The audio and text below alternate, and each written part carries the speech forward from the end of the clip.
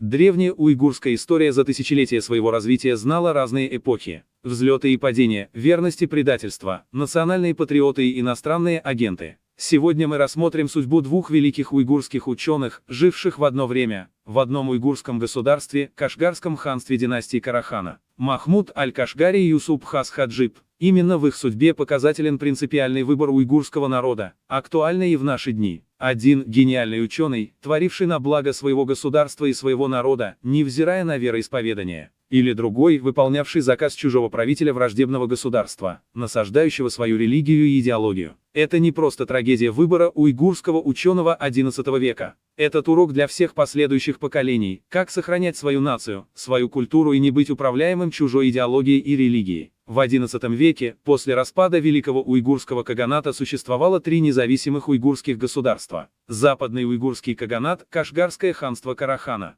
Южный уйгурский каганат, Турфанский Идикут. Восточный уйгурский каганат, княжество Ганьчжоу. Все они сохраняли политическую структуру уйгурского каганата, правящий уйгурский род Яглакар и религиозное многообразие. В Кашгарском ханстве Карахана в начале IX века правитель Базир Арслан хан умер, и на престол взошел его брат, Угулчак хан. Он усыновил шестилетнего сына умершего брата Сатука и женился на его матери, вдове Базир Арслан хана. Сатук под влиянием мусульманских купцов тайно принял ислам в 12 лет и скрывал свою новую веру от семьи. Когда Угулчак хан узнал, что Сатук стал мусульманином, он потребовал, по совету своей жены и родной матери Сатука, построй храм Тенгри и докажи, что ты предан вере предков. Исламские проповедники посоветовали Сатуку притвориться, что он строит храм, и Угулчак хан поверил ему. Сатук вскоре получил от исламских мул фитву на отцеубийство и убил отчима, после чего захватил Кашгар. Став правителем Кашгарского ханства, Сатук Богра хан начал вести религиозную войну против немусульман и, прежде всего, против уйгурского турфанского идикута.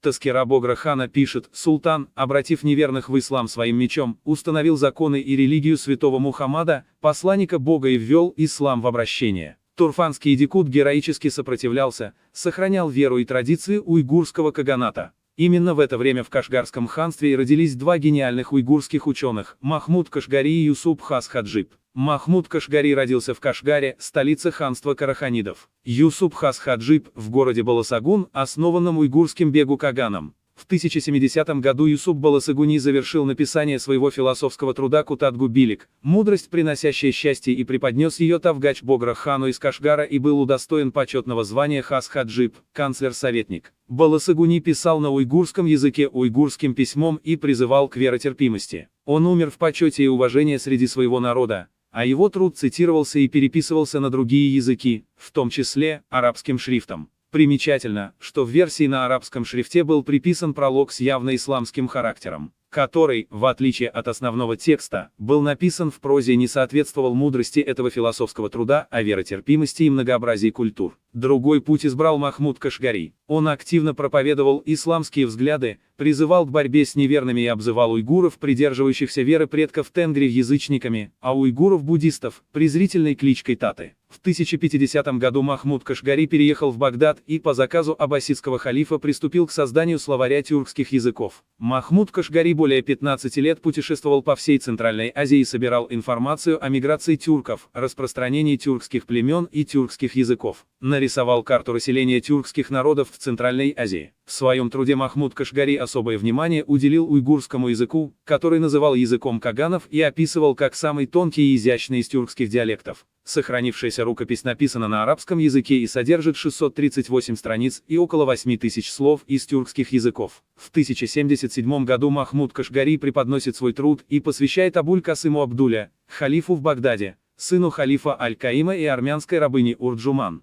С какой целью аббасидские халифы, провозгласившие создание Всемирного арабского исламского халифата, заказали такой справочник по народам Центральной Азии, нетрудно догадаться. Но их планам не суждено было осуществиться, поскольку в Центральной Азии вскоре появился новый гегемон, буддистская империя Западной Лео с императрицами из уйгурского рода Ся. Они взяли под защиту турфанское идикутство и покорили государство караханидов. Сам же Махмуд Кашгари вернулся в родной Кашгар и стал простым сельским учителем. Он прожил еще более 20 лет в Кашгаре и не переписал свой гигантский труд «Диван Лугата ат-Тюрк», плод долгих лет исследований на родной уйгурский язык для своего народа и страны. Поэтому, при жизни Махмуда Кашгари, никто из современников не знал о его труде, и хроники не свидетельствуют о знакомстве с Юсупхас Хаджиб, двух великих уйгурских ученых-современников. Также, этот гениальный труд затерялся и в арабском мире. Ни арабские историки, ни ученые не цитировали и не обсуждали «Диван Лугата ат-Тюрк», написанный на арабском языке. Позже нашли эпизодическое упоминание в библиографическом перечне 15 века Кашфаз-Занан. Имя великого гения, Махмуда Кашгари, никто не знал до 1915 года, когда любитель старых книг Али Эмир Эфенди случайно не наткнулся в Стамбуле на книжной свалке на рукопись 1260 года рядового переписчика книг Мухаммада Абу Бакра. Эта рукопись была копией книги Махмуда Кашгари «Диван Лугата ат-Тюрк». Гениальный труд Махмуда Кашгари просто взорвал мировой научный мир. Это был первый лингвистический словарь тюркских языков и культурная энциклопедия тюркского мира раннего средневековья. Можно только сожалеть, что Махмуд Кашгари не переписал свою книгу на родной уйгурский язык, и радоваться, что благодаря случайной находке в 20 веке, через 800 лет после жизни великого уйгурского ученого, его имя стало бессмертно. Вот так сложилась судьба двух великих уйгурских ученых. Один, Юсупхас Хаджиб, написал свой великий философский труд на родном уйгурском языке и уйгурским письмом, посвятил его своему народу и стал знаменитым и почитаемым еще при жизни. Другой, Махмуд Кашгари, отказался от веры предков, присягнул арабскому исламскому халифату, написал для них гигантский труд и был ими забыт и предан. Умер в безвестности и исчез на 800 лет, пока случай не вернул его уйгурскому народу. Мавзолей двух великих уйгурских ученых находятся в Кашгаре и стали местом паломничества.